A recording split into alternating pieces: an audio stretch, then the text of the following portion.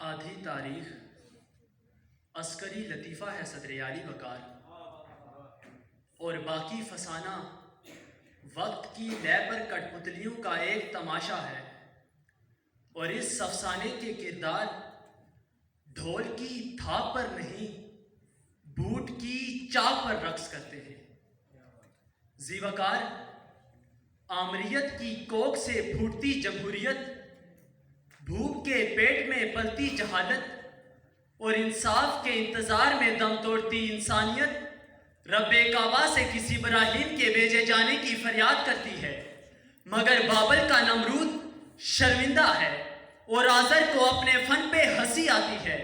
کہ دور جدید کی عقل نے ایسے صنم تراشے ہیں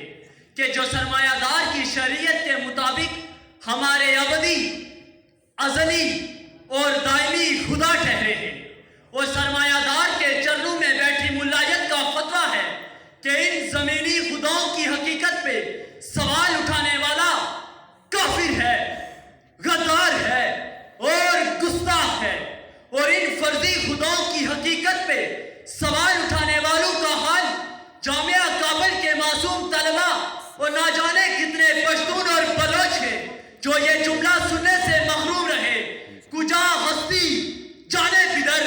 لٹ گئی شہر حوادث میں مزائے الفاظ، اور پھر نامعلوم خداؤں کی صدا ہمارے کانوں سے ٹکراتی رہی کہ یہ اپنی مرضی سے سوچتا ہے، اسے اٹھا لو، یہ اٹھانے والوں سے کچھ جدا ہے، اسے اٹھا لو، جنہیں اٹھانے پہ بخشے